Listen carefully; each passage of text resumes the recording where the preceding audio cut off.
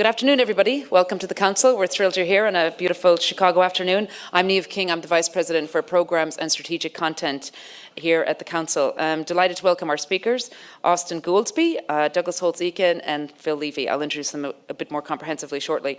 And this is the third of our Global Economy series this spring. Thanks very much to our partners, the American Action Forum, the CEO Roundtable Chicago, and the Chicago Booth Review and Booth School of Business. As you know, we're on the record, we're live streaming. You can use social media, just please silence your phones. You'll be able to log in to ask questions. The information will be over there. It's a great way to make sure Phil sees your question. A couple of upcoming programs that we have. Gideon Rockman from the FT, Tuesday columnist, will be talking about Easternization. He has a new book out on that. He'll be here on May 22nd. May 24th, we have a gaggle, or whatever the collective noun is, of ambassadors coming from ASEAN, and they'll be talking about a panel on the new nuclear arms race. And then we have our Chicago Forum on Global Cities coming up. I see some people in the audience that I know registered in the last couple of days. June 7th tonight, we have about 50 speakers coming in from all over the world. It's going to be terrific. I'd encourage you to check it out online. As you know, the Council's a membership organization. Thanks to all of you who are members. Membership starts at $100, and you know this helps bring lots of programs to you and to the next generation. Also, our disclaimer, the views expressed by individuals we host are their own and do not represent institutional positions or views by the Council. Now, back to this afternoon. In the middle of stage, we've coaxed him up from below 47th Street after a lot of emails. Austan Goolsbee's here. He's the Robert P. Gwynne Professor of Economics at the University of Chicago Booth School of Business. He also serves on the Economic Advisory Panel to the Federal Reserve Bank of New York. Previously, he served as chairman of President Obama's Council of Economic Advisor, a special consultant to the Antitrust Division of the Department of Justice, and on the panel of economic advisors to the Congressional Budget Office. Then we have Douglas Holtz-Eakin, who we're delighted to have back here. He's the president of the American Action Forum. He also serves as commissioner on the Financial Crisis Inquiry Commission and outside advisor to the U.S. Chamber of Commerce. He previously served as director of domestic and economic policy for the John McCain presidential campaign from 2007 to 2008. He was the director of the Congressional Budget Office and chief economist of President Bush's Council of Economic Advisors. You're seeing the pattern here, the symmetry of the Council of Economic Advisors. We're looking forward to that. And then, of course, our own Phil Levy's here. He's our senior fellow on the global economy at the Chicago Council. He previously served as an associate professor of business administration at the Darden School of Business, senior economist for trade for President Bush's Council of Economic Advisors, and a member of Secretary of State Rice's policy planning staff. And after all saying economy so many times, I'm looking forward to hearing their remarks. So please join me in welcoming them to the stage. Thanks.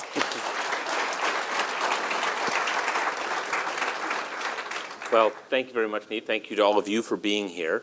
We're going to take a look at the economy and where things are, what's happening and what we might expect. Austan, I thought I would start with you. If we had had this discussion, say, last October, and we had talked about what one might foresee were we to see President Trump take office, I think one of the predictions that many people would have assumed was you would have had a really adverse market reaction, that you would have seen things get very shaky. In fact, we saw quite the opposite. How do we understand that? First, I would have asked you, are you the devil, and do I have to do this to get the Cubs to win? Because it would be October, right? That's so right. I would say, is it really, it's going to come to this? I think you're right. I certainly thought, and so you had these economies. The Cubs did win. I know, that's what I said. God, I really shouldn't have. I was like, I did. There were these economists who even wrote a paper based on the run-up to the election that whenever the probability of Trump's victory went up, it seemed like the market went down. So they said the market was going to go down 10% or something, right? And nothing like that happened. There was a time at the beginning where the increase in the Dow was 30 or 50%, just the increase in the value of Goldman Sachs. And then it spread farther to more than just the financials, but the net present value of the increase in stocks was a little over $2 trillion. And I don't think that that was a coincidence, that that was the size of the corporate tax cut that Donald Trump was seeking. So I thought it's totally understandable to me why, if you thought they're going to cut your taxes by $2 trillion, your market value will go up by $2 trillion. And that is the only way I've wrapped my head around what has seemed to be, after hearing for 8 years that uncertainty was the worst thing that could ever be for business, it seems like the personification of uncertainty would not be great for business, but I think that's what's going on, and that would explain why today, if you thought is very unlikely that Donald Trump will be able to pass a tax cut, the market would go way down because people would say, maybe we're not going to get all those Christmas presents that we thought.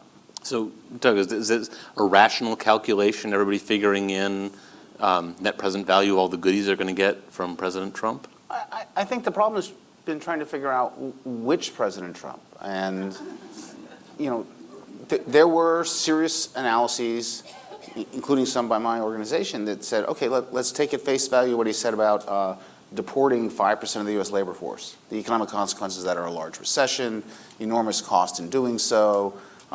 Let's take at face value tariffs on China and Mexico, things he can do unilaterally. So there were a whole series of things that you could look at and say, okay, those are all going to be quite detrimental to the economy, and you would have forecast sort of a bad reaction to the election.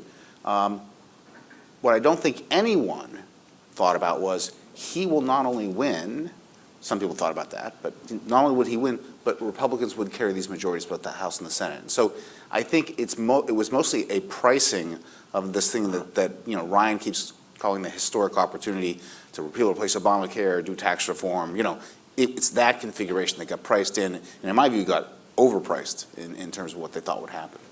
So we're going to come back to some of the particulars that might or might not happen, and we're going to analyze that.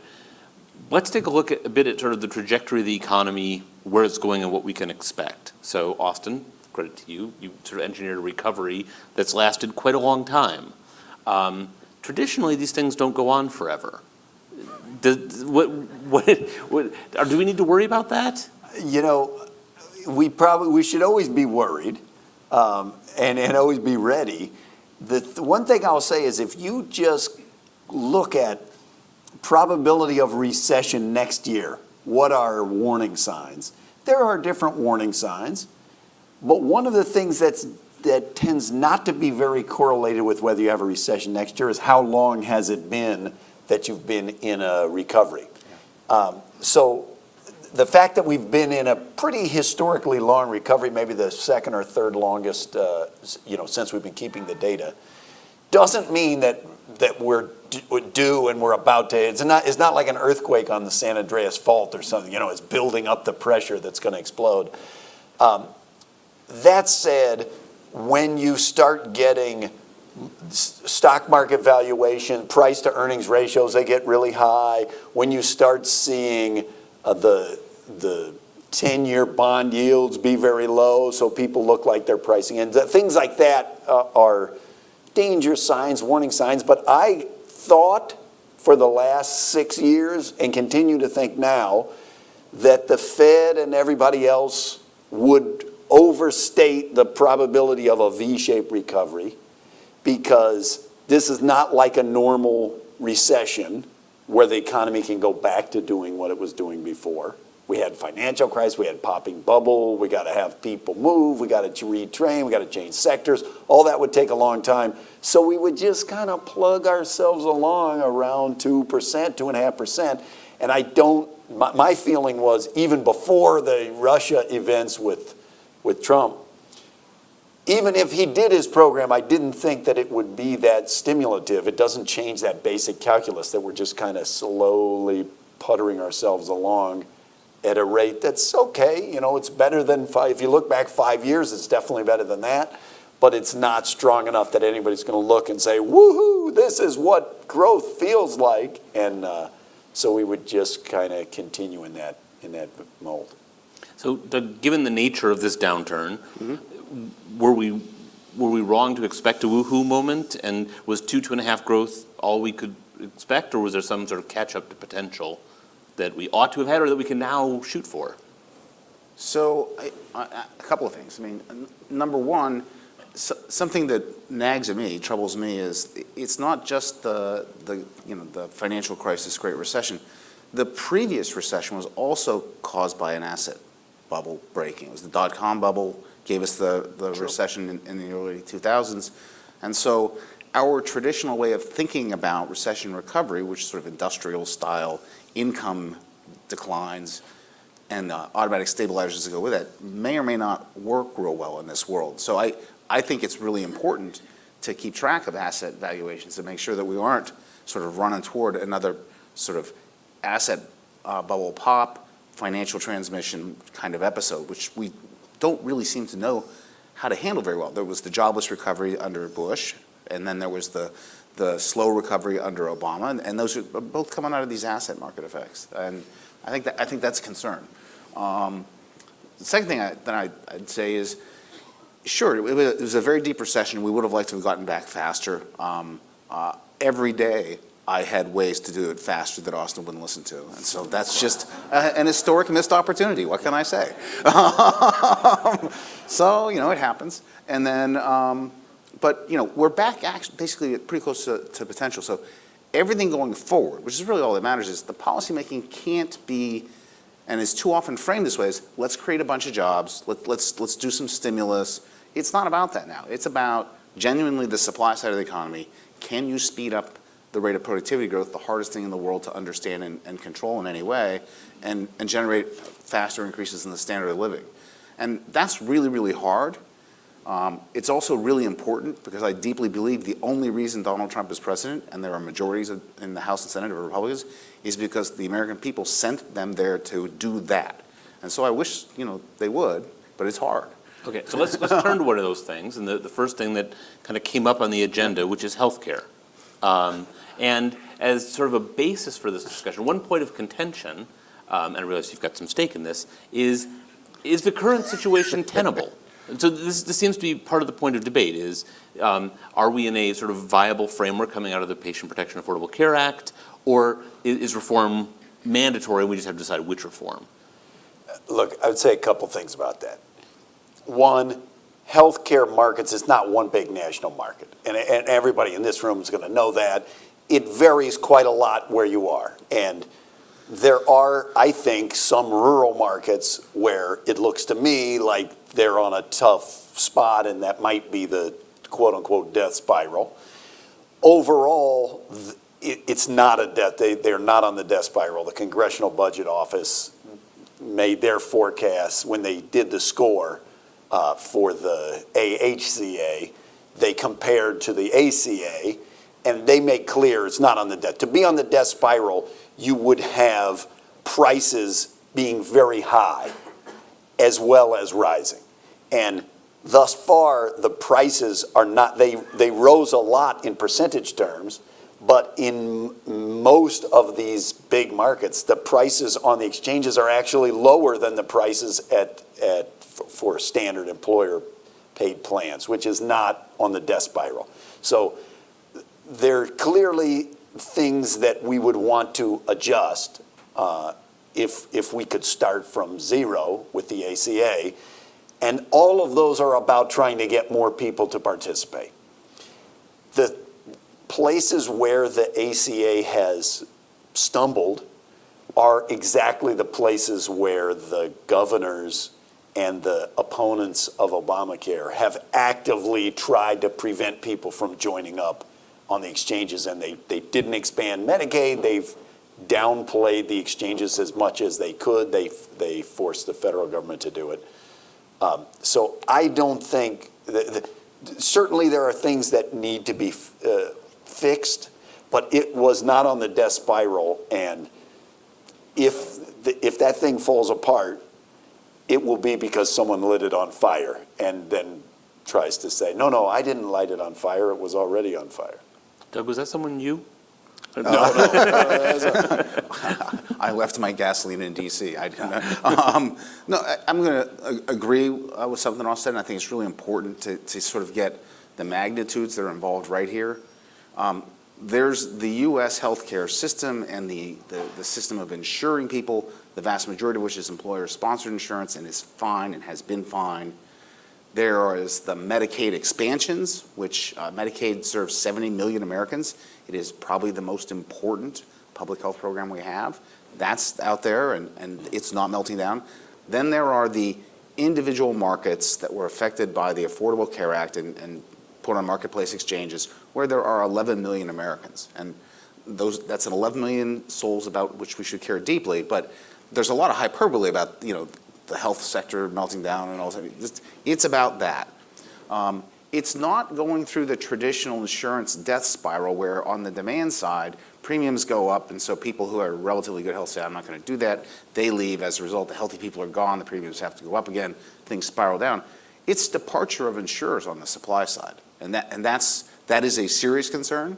And we now have 6 states where there's only one insurer. We have a third of all U.S. counties where there's only one plan, and that's entirely unacceptable. I think you don't get good competition with one. It's a bad number. You don't get anything like the outcomes people would want. So I think there's a lot of concern, and I'm far less sanguine than the CBO is about the future of this if left on autopilot. I think something needs to happen and happen fast.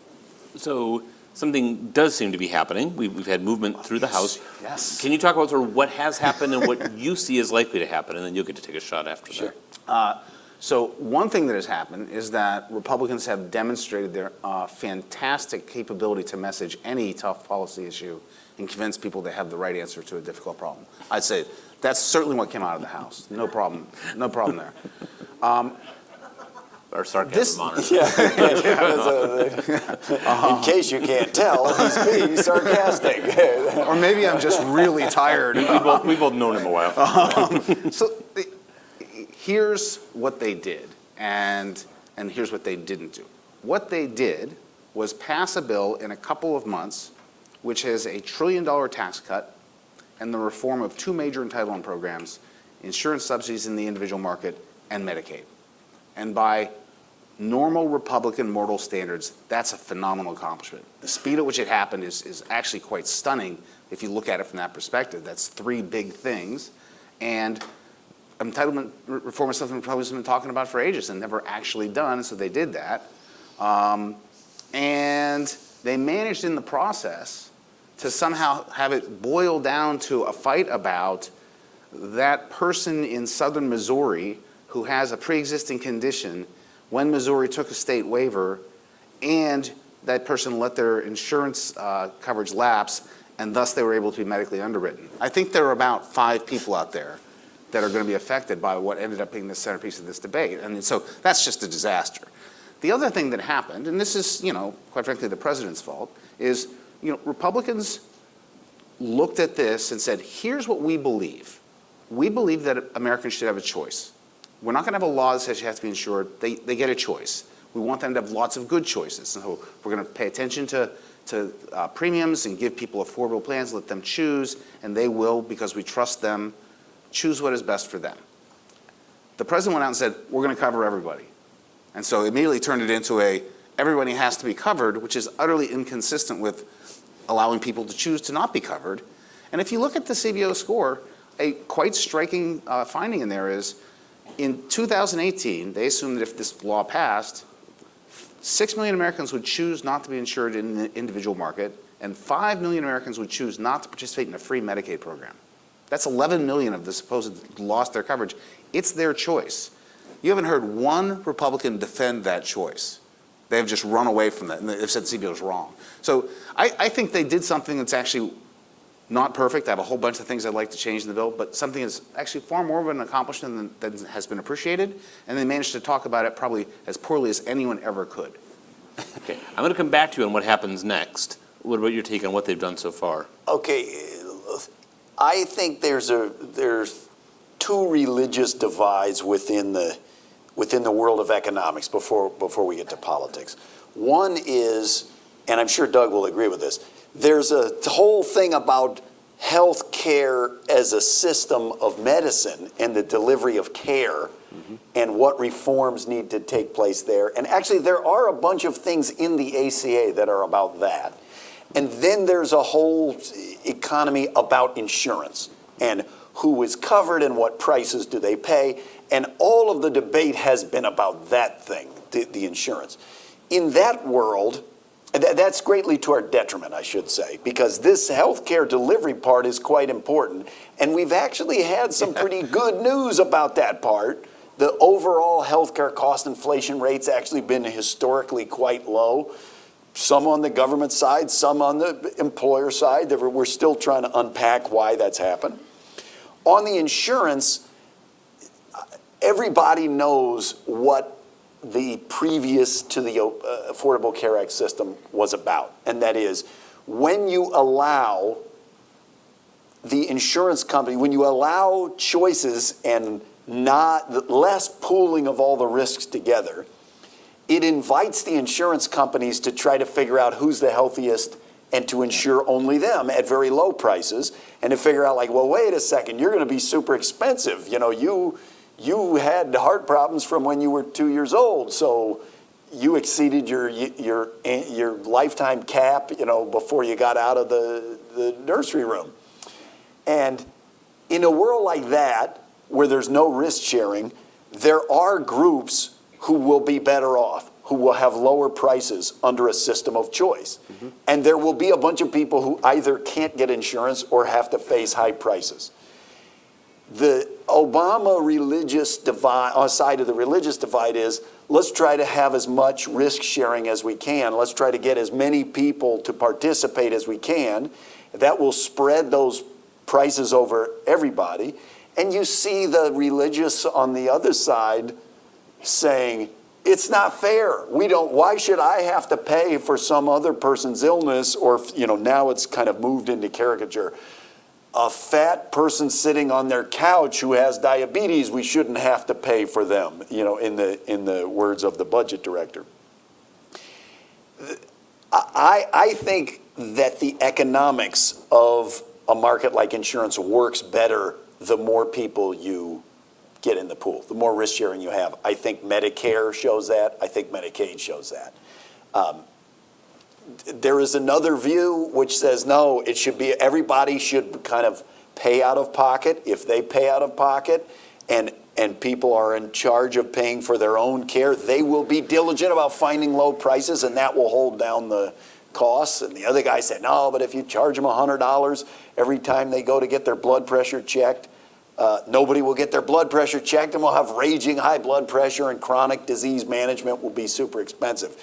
And I think, thought of as those two worldviews, then I think it's easy to see what the fight is about here. That the Republican plan, in my view, is more about, let's shift away from the mandatory risk sharing. Let's let people choose not to get insurance. Let's let people tailor plans just to themselves, or health savings account, high deductibles, whatever.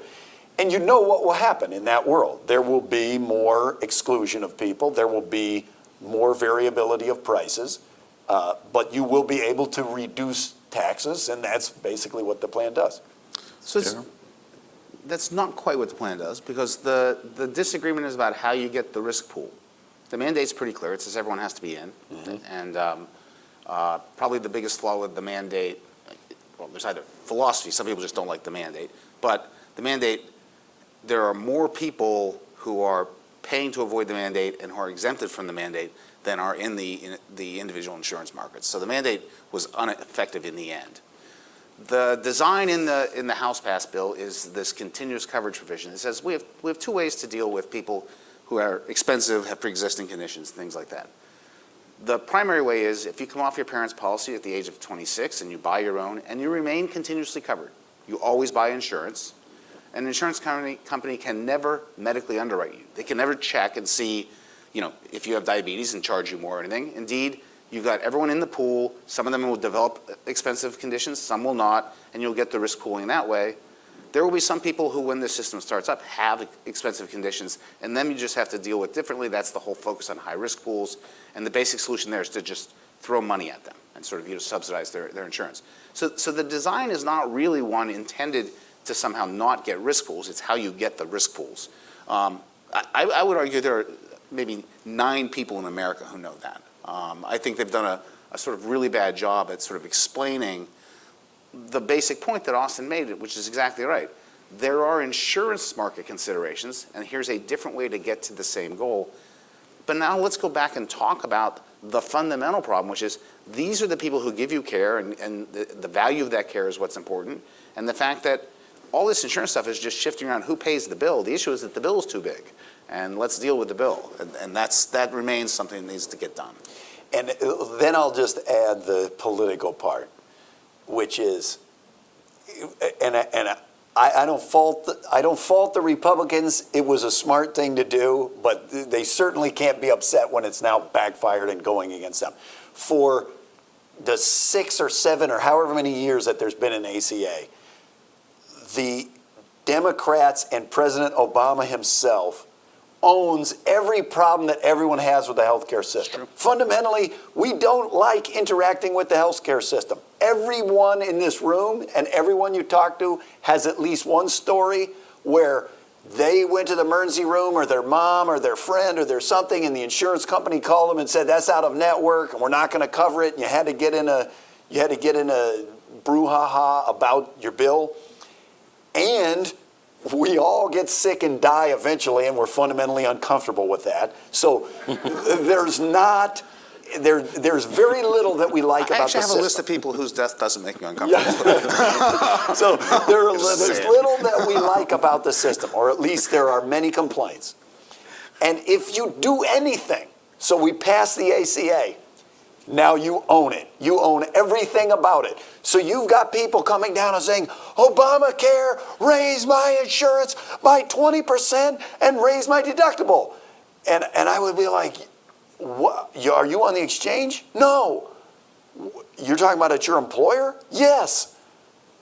That had nothing to do with Obamacare. But it didn't matter, because in their mind, and they were sold and they were told that by Republicans, everything you don't like is Obama's fault.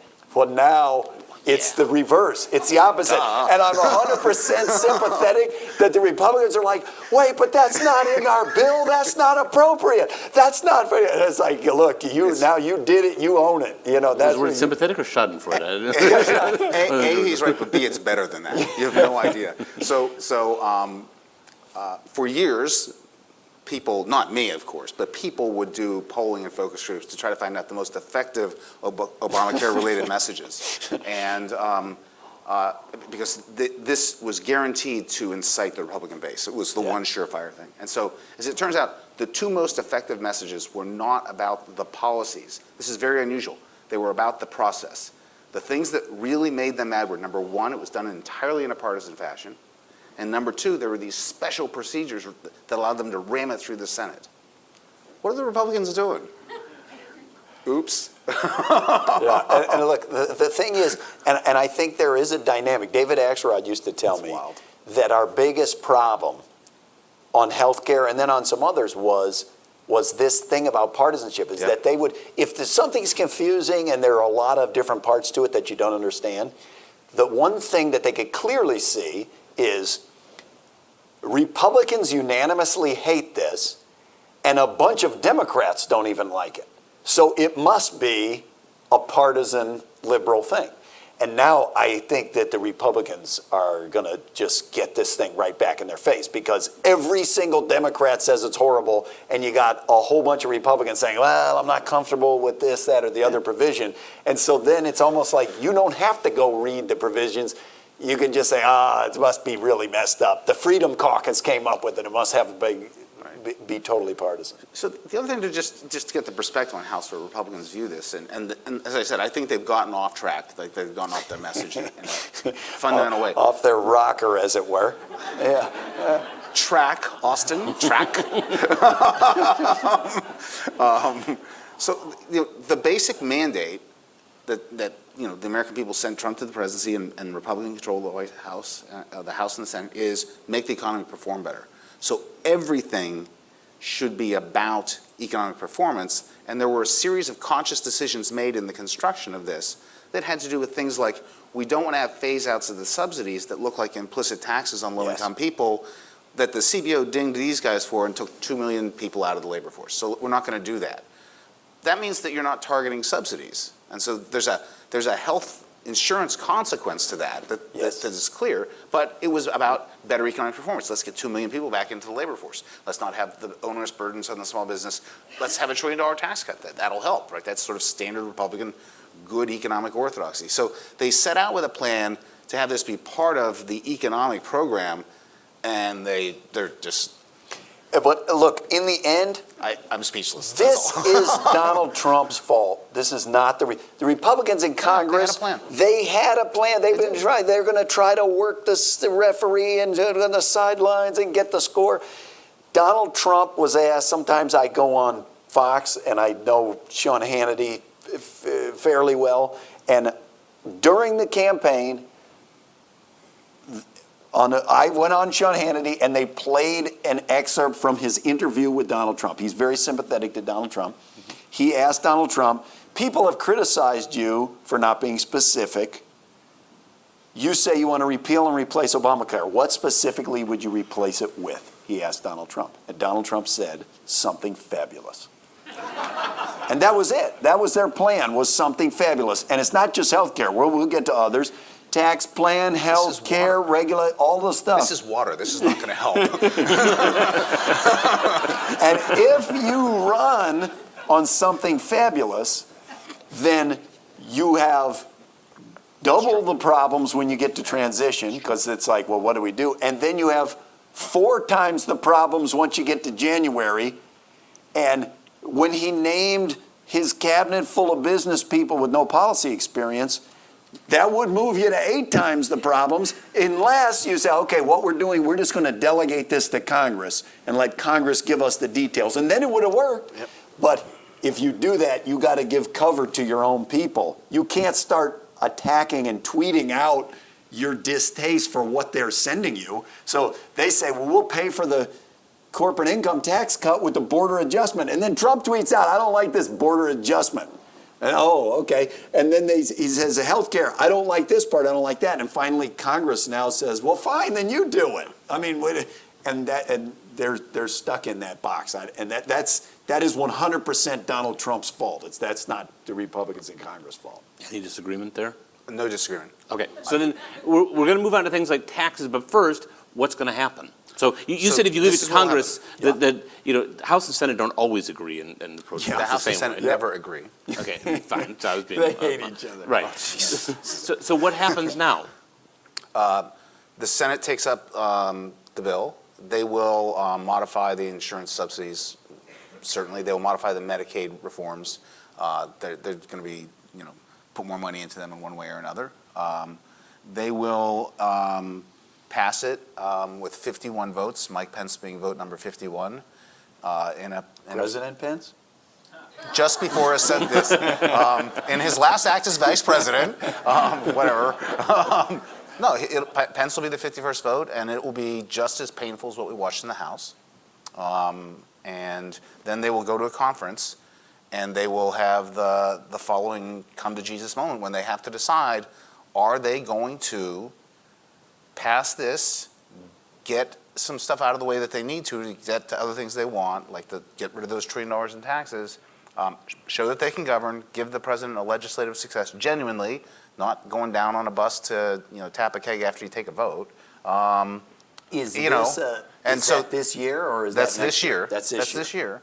And that's the key moment. And hopefully between now and then, many of the folks who have never been in this situation, the vast majority of the House has never been in the majority when there's a Republican president. They don't understand sort of the nature of these responsibilities. They will do that, and it would be important for them to do that politically, because right now they have a 23-seat majority in the House.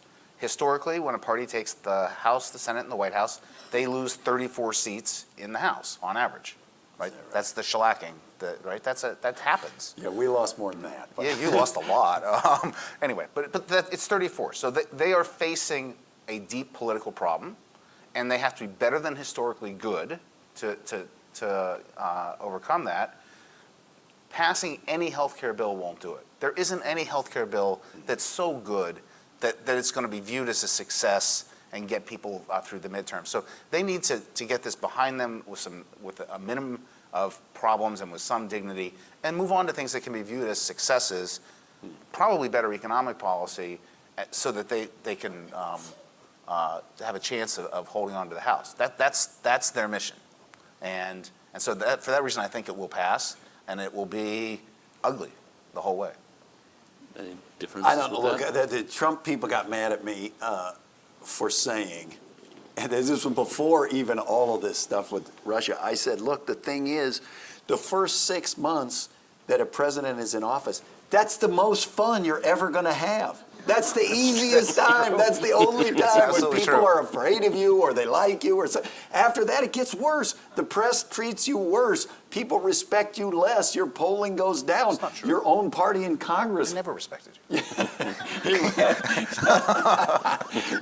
Doug had it. I never respected you. If you couldn't hear it. But, and so the Trump people got mad at me, and they said, no, it's not true. The press has been totally unfair to him, and they couldn't possibly treat him worse. And okay, maybe not. Maybe you're right. But I really think they have not had an urgency. They haven't had the urgency I thought they would have of we got to have these things teed up and transition. We got to move. The bills are written. They're ready. Let's start jamming them through. That's why I asked what's the timing of what Doug's talking about. I think there's a high danger of that if healthcare is their first thing that they're actually going to try to do, this pushes late into 2017, maybe into 2018. Now we're full on in the 2018 midterm election. Trump is historically unpopular. Those Republicans in Congress are saying to themselves, oh my God, this looks like a wave. The last thing I want to do is vote for a health plan that they've got ginned up. That guy in Missouri and his whole family is coming down to my town hall meetings. This happened to Obama. This was exactly the playbook, and it was devastating. I mean, they got wiped out. So I think if they don't pass at least health care, but if they don't do this by the end of the summer, I think they're going to have big problems. And I think it will now be hard for them to do anything by the summer for the same reason that, if I ask you, what do you think about Bill Clinton's Social Security saving program of 1998, nobody's heard of that. Despite the fact that was one with the blue dress? Yes, Yeah, okay. the blue dress killed that. He won comfortably in 1996. He hired, if you remember, his platform was Save Social Security First. We have colleagues in the economics profession who went to work full-time in the government for 2 years on Bill Clinton's Social Security plan, and it never existed. It never came up because the investigations began. And I don't think, if we start down the path of big investigations, they're not going to do anything. Doug, let's come back to timing and transition to tax a bit here. Sure. So we actually saw when you had the first stumble in the House on things, there was some statement by President Trump, we should move on to other things, let's do taxes. Is there a reason why it was sort of health and then taxes, or why things get pushed? Why the sequencing? What's going to happen? And we'll use it to move into taxes. So the sequencing is not mechanical, it's political, and it's really simple. The health care bill has $1 trillion worth of ACA-related taxes. The health insurer's fee, the medical device tax, surtax on high income net investment income, a whole variety of things. The tanning tax, the one that upset me the most because I stopped going to my tanning salon. So all of those things are in there, and they get repealed in the health care bill. The calculation is, and I think it's right, is there are 38 Republicans in the House who are dedicated to getting rid of the medical device tax. And they have said, we're not going to let a piece of tax legislation go out of the House unless the device tax repeal is on it. So that means if they don't do it in the health care bill, it gets folded into tax reform. If the device tax guys get their repeal in tax reform, well, then the health insurance fee guys are going to show up and say, hey, what about that? That's got to go. And then the net investment income surtax guys are going to show up. And then I'm going to show up and say, you got to get rid of the tanning tax. And pretty soon, there's $1 trillion more in tax cuts that are loaded onto a tax reform that is supposed to be revenue neutral. And where do they find another $1 trillion? And their calculation is they can't. And so they view the failure to get this out of the way as making tax reform just way too hard. And tax reform's way too hard to begin with. So that's the reason they're pushing to get it done. Okay. Austan, on tax reform, should we be thinking about tax reform? I mean, I assume you were pretty attached to the old health care policy, but on taxes, is there a good economic argument to be doing this? To do a viable tax reform, sure. And look, Could it be a bipartisan thing? It could be, but it's not going to be, and it's not going to be a tax reform. If you define reform the way Doug just implicitly defined it, which let's call it broadly, broadening the base and lowering the rate, it's not going to be that, because to cut the corporate tax rate by $2 trillion, you got to find some way to pay for that, and the border adjustment tax is, let's shift the tax off of producers onto consumers. Consumers are going to notice if you raise their taxes by $2 trillion. And you saw the retailers go, well, no, you can't. And so they said, no, we won't do that one. Then they said, well, let's get rid of interest deductibility.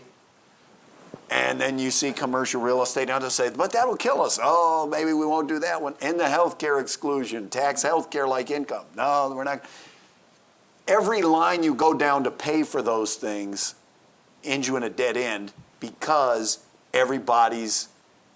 Trump adopted the Oprah strategy that you get a car, and you get a car, and you get a car, and you get a car. And then if you come to them and say, we need you to pay more, the guy says, what? I wanted a car. What happened to my car? So I think the only thing they can do is cut taxes and just try to say that it pays for itself. I don't see how they have anything besides that. And that's not tax reform.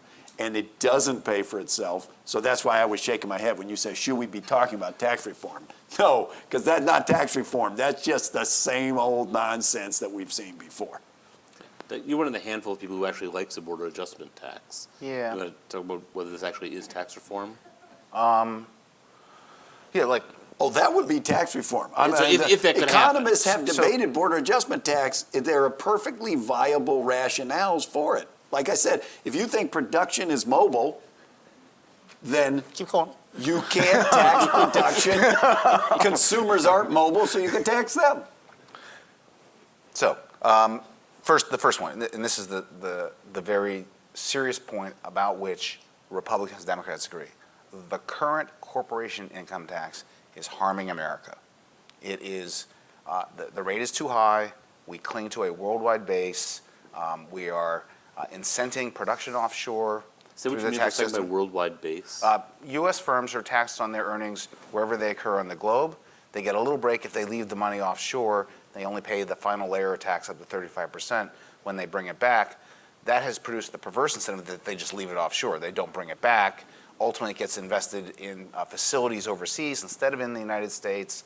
And so we've got a really bad tax system. And the coup de grace on this thing is, if you have any cross-border merger or acquisition, the U.S. firm and the other firm will run the numbers and say, okay, if we locate in the U.S., we pay taxes on everything in the whole world at 35%. If we locate the headquarters over here in, name it, Switzerland or Ireland or any foreign country, they'll only pay the tax on the earnings in that particular country, and the other stuff is taxed by the countries where it's earned.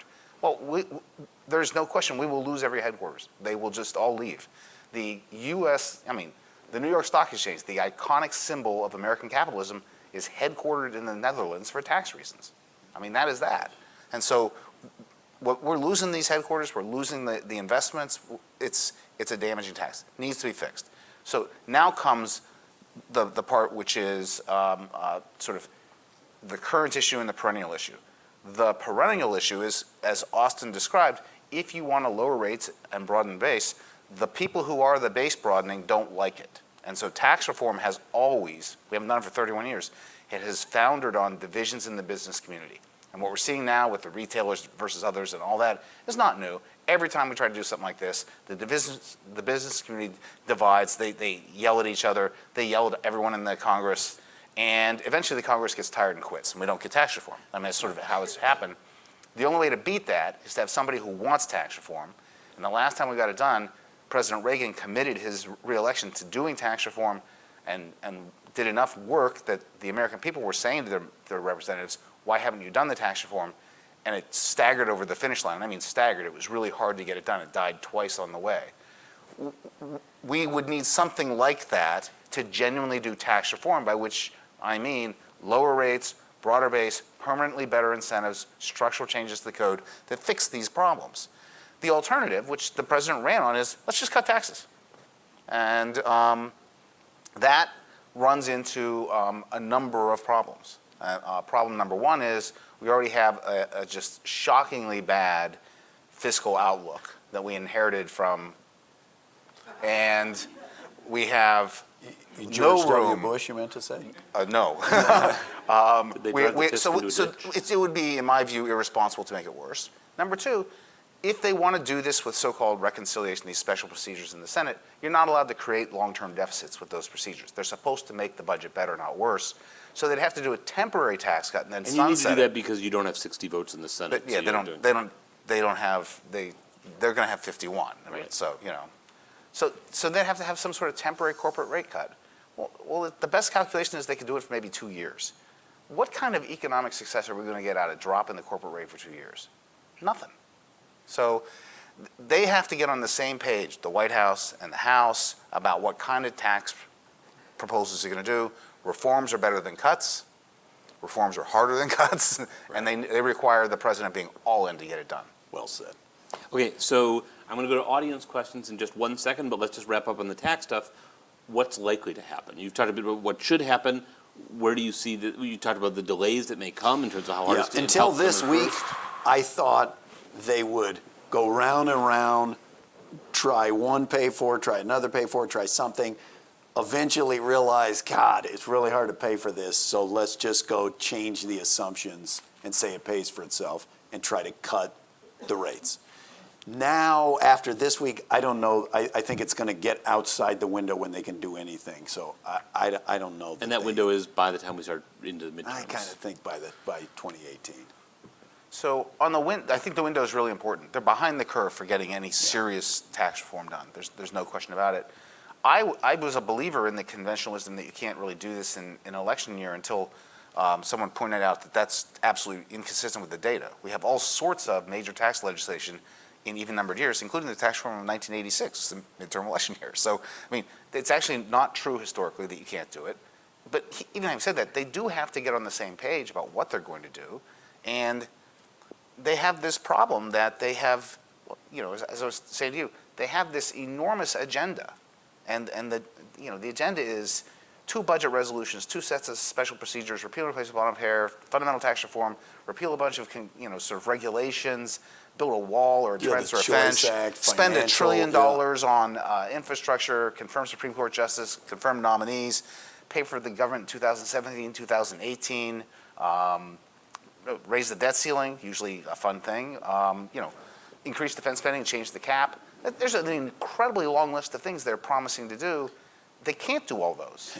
They just can't, and they have never identified priorities. This is the real point. They've never said, okay, this is it. This is number one. This is it. Yeah. And for that reason, I think it's in real danger of having nothing happen at all. The 1986 Tax Reform Act had at least, 2, 3 plus intensive years of laying the intellectual groundwork. Much more, I would argue. And the legislative groundwork of what could tax reform look like and why was it important and what rates would you change so that when they, and as Doug says, it died twice as it was going along, but it could be revived because they'd say, but let's go back to the basic principles which we've sorted out and we've kind of hashed out over the last couple of years.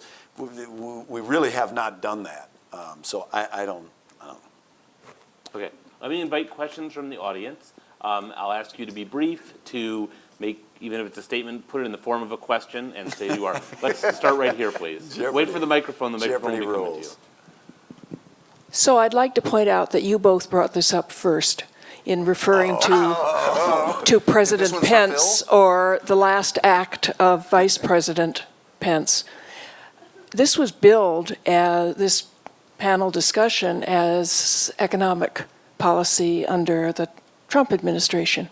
It seems with every passing day, the predicted longevity of the Trump administration per se declines. So what do you think in the possible event that we do have President Pence will happen with the market, with the economy, both during that transition period, however it unfolds, unravels, whichever word you like, and when it is accomplished, when there is in place, or were there to be she said using the subjunctive, were there to be another president? You know, it's such a hypothetical that I think it's, for sure it's hard to tell. What historic lessons do we have to look at? Only Richard Nixon and Gerald Ford? You know, I would say it was the case that Gerald Ford was severely hobbled by the fact that he took office in the wake of a massive scandal of Watergate. It made it very difficult. He could not charge ahead the way, say, Lyndon Johnson does after an assassination, and the country is like, we are 100% behind you, Mr. President, you know, whatever you want to do. That would make me think that even if it were President Pence, and even if the Republicans kept both houses of Congress, it would not be as simple as, well, they'll just pass these bills and Pence would sign them, and therefore we go back to what we thought it was going to be with Trump in January. I would think that there would be at least some political repercussion from having had a president resign or something like that. But we don't really know. It seems like it's purely speculative. I think we know that there's no good news there, right? That those events would damage confidence in these institutions, and that those institutions have already have severely damaged public faith. That the policies that you might write down that President Pence, and even if they did hold on to the House, Senate somehow, you know, that those policies that would somehow be so clearly superior, and you could convey to the American people they were so clearly superior that it would outweigh the negative impact of that kind of political trauma. So I don't see any good news there at all, to be honest. You certainly Tanks is saw a strong today word. I believe you got the sign right. Yeah, the sign right there. All right. We have a question back here, please. Yes, right there. Putting aside this politics and the current presidential situation, what are the real economic barriers to a 4% GDP growth rate? This is not complicated. So you get GDP by having growth in GDP by having growth in workers and growth in output per worker or productivity. And so the first big problem is growth in workers is slowing down. It's going the wrong way. That's the demography of the United States. And the only way to reverse that is to have a fundamental change in our immigration policies and generate more workers in the near term. That's it. The native-born population of the U.S. Has sub-replacement fertility, which is a fancy way of saying we don't have enough babies. Without immigration, the U.S. is Japan. It shrinks and gets old. And so all of the future growth in workers is about immigration policy. So that's obstacle number one. Then you have obstacle number two, which is productivity growth. Productivity growth is probably the most poorly understood thing that is more important than anything in the world. Like in the end, everything is about productivity growth, but we don't have a set of levers that we can pull and say this will generate more productivity growth. So what you see are, I think what you can see pretty clearly in the sort of collective policy agenda that's in front of the Congress and the White House right now is an attempt to pull every lever they can think of.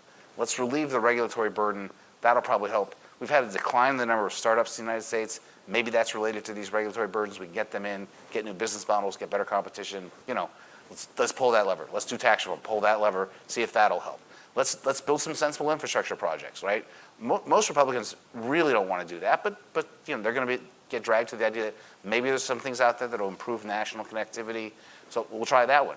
We know for sure that better education systems have an enormous payoff. Like it's staggeringly large. It takes a long time to get there, though. So, you know, fantastic education reform today, real results in 18 years. So, you know, it's hard to get the system to do that. But I think that's what it is. And you can do all those things, which are politically quite difficult, and maybe not get the recovery you want. And look, you should get out of your mind 4% as a long-term number. That's not a That's not a real number. You could get 4% for 1 quarter, for 1 year, in a V-shaped recovery, but the labor force growth component is less than half what it was, say, in the 1980s. So even on a per person basis, very robust growth is not going to be 4%. What did you say is a reasonable long-term number? If we could move the U.S. from where it is now, which is say somewhere between 1.8 and 2 to somewhere like 2.5, or God forbid, Yeah, if you went from 2.75, 2 to 2.5, if we that'd be did amazing. That'd be amazing. that's Hall of Fame work. That's hard. There's a big debate among economists of where growth comes from. And one group says growth comes from the absence of government. And if you get rid of regulations, you get rid of taxes, growth will come. And the other side says, well, if you look at Silicon Valley, there's never been a low tax, low regulation place. Silicon Valley's not on the island of Vanuatu where there's no income taxation at all. They go to places where there's high human capital, where there's strong economic infrastructure, where there's science and technology, and that stuff is not free. And so we got to pay for that. And, we can go back. I think both sides certainly have a case to be made. You can overregulate, you can overtax and destroy growth. You can undermine your education system, undermine your science, undermine your infrastructure, and you can destroy growth. But I think it's some combination of those things where you get the growth up. Okay, we're talking about regulation a bit. I'm going to take one of the online questions, which is, should we be worried that deregulation of financial institutions by President Trump could lead to another 2008 financial crisis? No. Yes. Oh, good. Where's We finally have a little camera? Yes. We finally got a little disagreement between the two of you. Why do you say no? What's he going to do? Well, as long as he doesn't do anything, I agree. No, we shouldn't be winning. If he does what he says he wants to do, then yes, you should be very afraid. He wants to abolish DoddFrank and get rid of all those by repealing it. He can't. Why do you say that? He needs 60 votes in the Senate. Okay, as I say, as long as he does nothing, then I'm not worried. This is a non-issue. If they do what they have proposed to do, then we should be afraid. And there are a series of things that they can do without passing legislation that are troubling, though not as troubling as abolishing all of the rules. And those include things like in Dodd-Frank, in the financial crisis, one of the biggest problems was these mega financial institutions that are not traditional banks. And a traditional bank, the FDIC oversees them and can go in and liquidate them or break them up and say you don't have enough capital. And there was no liquidation authority. They did not have a systemic regulator that was even watching them if you were a big non-bank financial institution. Dodd-Frank makes the Fed their regulator. And so the Fed is over there keeping an eye on the SIFIs, as they're called, these systemically important institutions. They can change the SIFI rules. They can say anybody who's not a commercial bank, we declare them not to be SIFIs.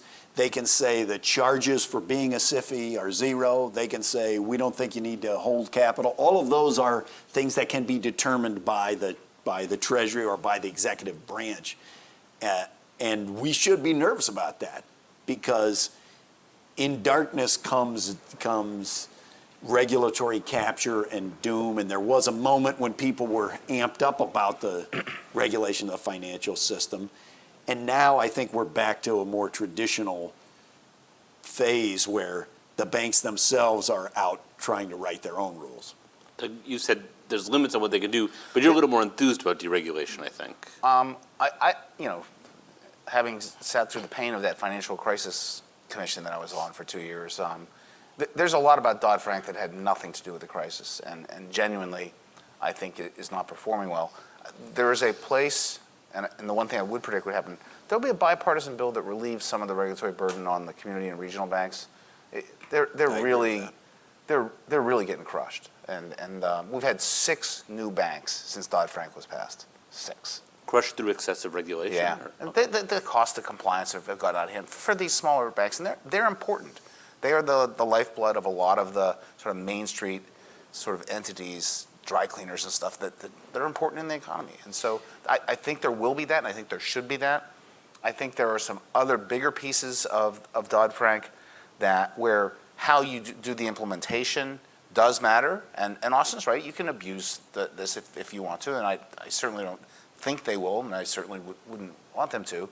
And then there's a middle ground of things that I, for example, don't think make any sense. Like the Volcker rule, in my view, proprietary trading had nothing to do with the financial crisis, but where we have this impossible to implement Volcker rule that's just destroying liquidity in markets, and I'd get rid of it, but you can't. You need 60 votes, and so it's there. And so we'll see what happens. Rejoinder? I will just say, I don't agree with that on the Volcker rule, but if you guys want to talk about that, we can. We'll leave that. Gentleman right here, please. Wait for the microphone. The microphone's coming. Steve Mnuchin's still talking. Mike. Steve Mnuchin's still talking about a much higher growth in GDP. Is that just fanciful? And what is your view of his understanding of economics?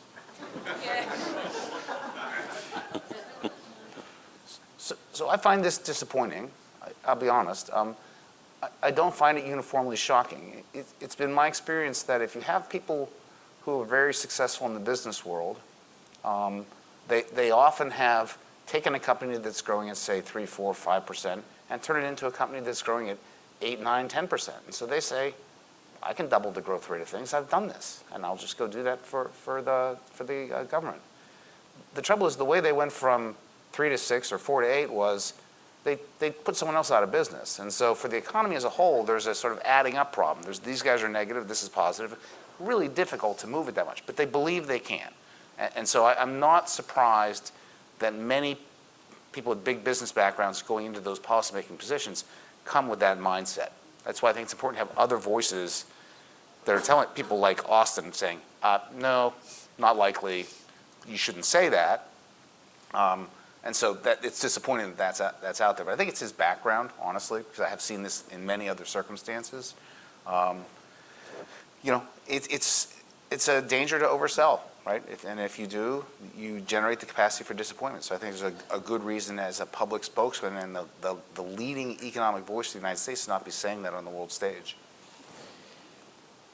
For a second there, I thought you were saying you were the leading voice, and I was like, well, I'll endorse that. You know, he's a Did I almost say that? I usually try to hide my ego. I tried to be consistent on this. If you remember, in the Democratic primary this time, there was a moment when Bernie Sanders started making similar claims, that he started saying, well, we're going to build this infrastructure, we're going to build this stuff, and that will raise the growth rate to 5%.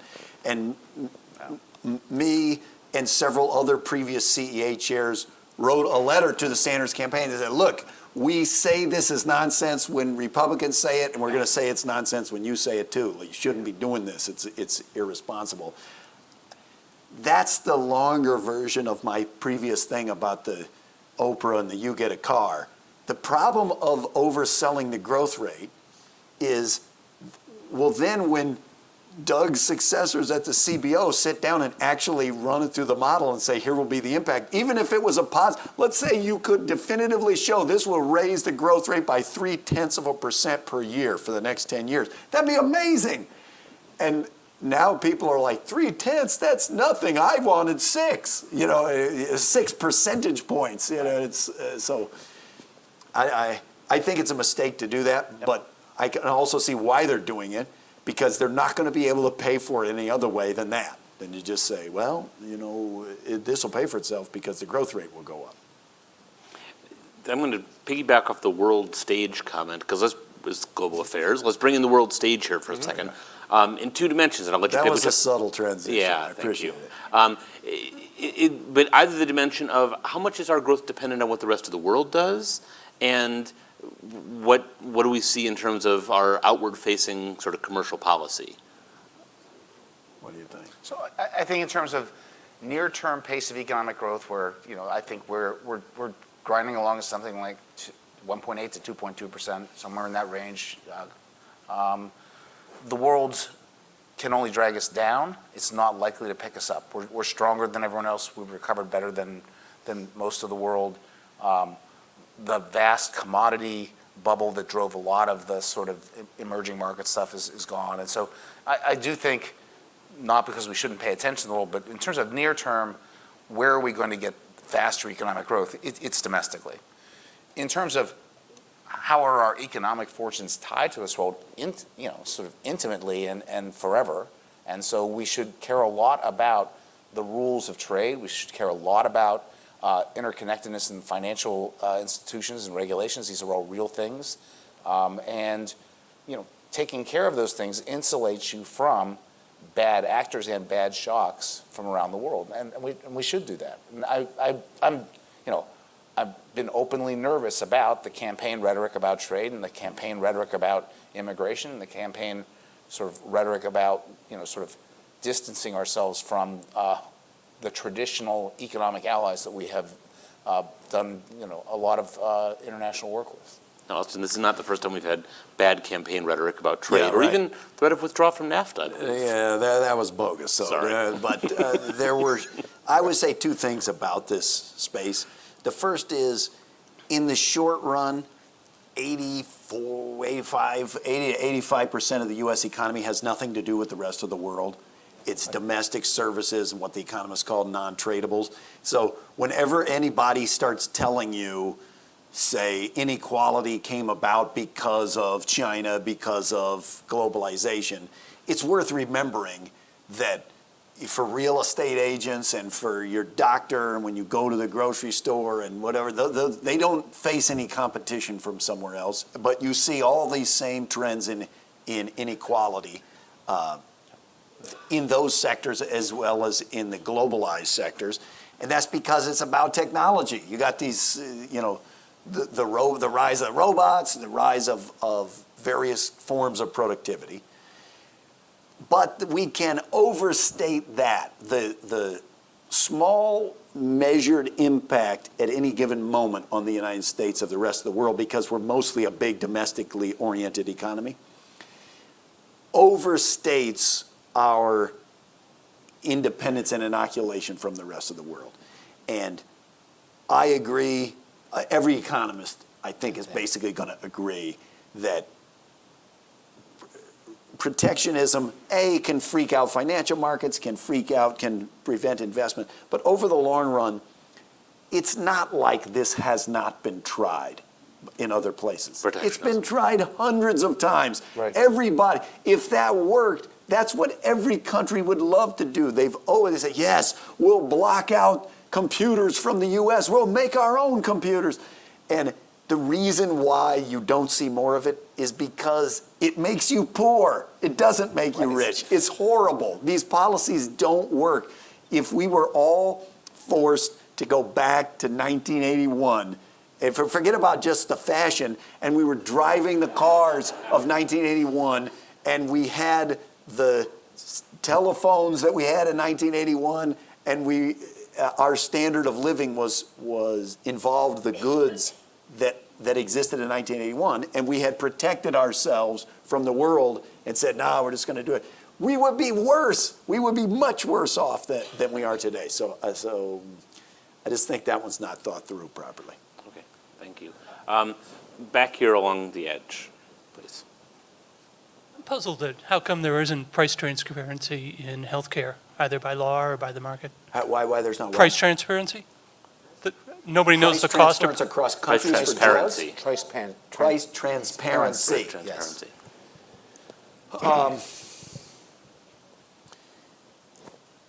I don't know what the historical why there's not price transparency.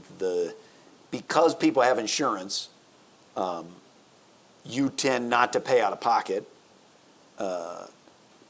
There are two major views, as I described, about what would happen if you made people pay out of pocket for their health care. One view says that'd be great. If people paid out of pocket, they would be yelling at their doctor, "This is too much," and they would shop around.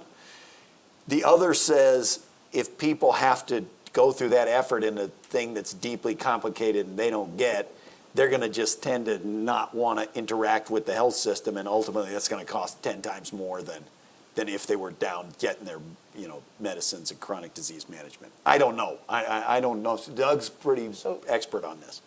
So there are a couple things. Number one, and at the core of it, is there's never been a demand for information about prices. Doctors were trained for a long time to not pay attention to what it cost, to simply treat people to the best of their and the technology's abilities and do not pay attention to costs. There's not a lot of demand for prices there. The average American family was not told, you should get a high-value hip replacement. They were told, go get your hip replaced, right? And so, they weren't asking how much does this hip cost. Only weird people like me, when I get my hip replaced, I was like, how much does that hip cost? It's like, no one's ever asked. And so it's culturally just not been there. That's changing. We are now seeing, people concerned about the cost of different procedures and providers offering information about it. You could do this or this is cheaper, and the insurance is insulated people from the cost, so they didn't need to worry about it on top of that. And then there's the complicated stuff. I'm sorry, this is a longer answer than you deserve. It was a good question. There's a whole set of things which are really private contracts. And you have to decide where you come down on. I'd like to know what things cost versus the sanctity of private contracts, which are between, say, a pharmaceutical manufacturer and the purchaser. So some people want to pry that open, but that crosses a line in terms of thinking about contract law. There's a different set of issues in my view. Once you're in something that the taxpayer dollars are backing, I don't see any way you shouldn't be able to see everything, right? It's not your money. Like for Medicare, what the costs are. Yeah. I mean, that seems to me a completely different set of issues. So it sort of depends where you are. Okay.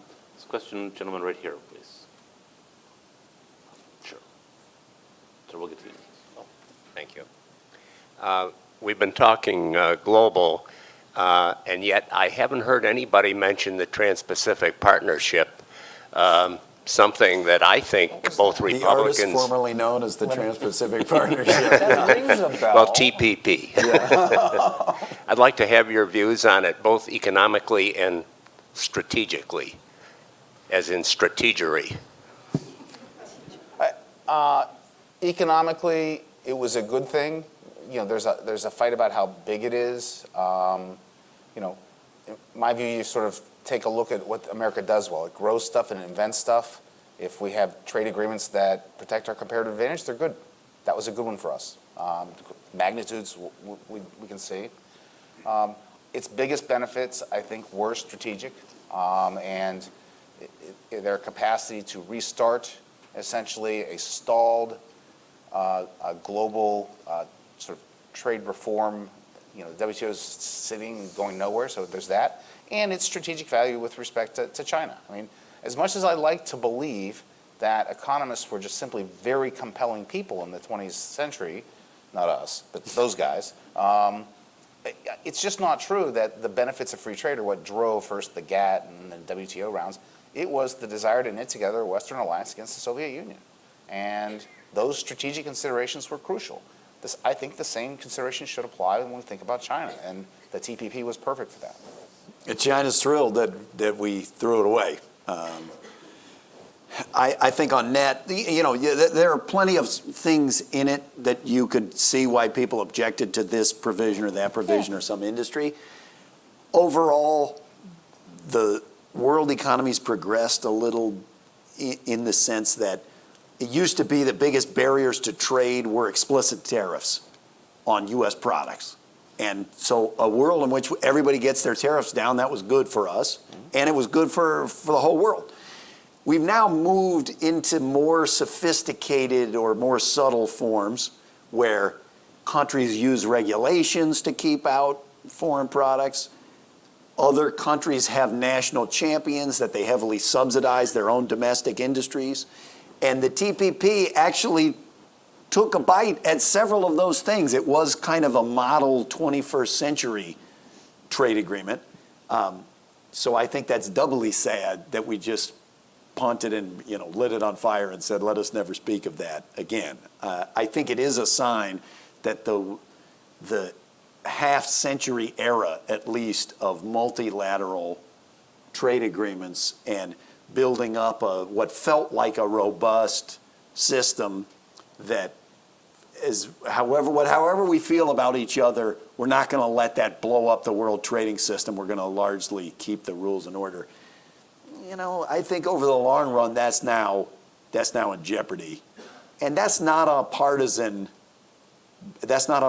basis. I mean, the Democrats historically were anti-trade and the Republicans were pro-trade, and now you got the Republicans and the Democrats in a fight over who's the most anti-trade agreement. So it's done. It's just Doug and me, and you know, a few people in this room. Yeah. We're the only people left, you know, saying that.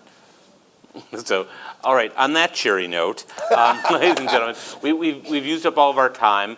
Thank you all for coming. Please join me in thanking our panelists. Thank you.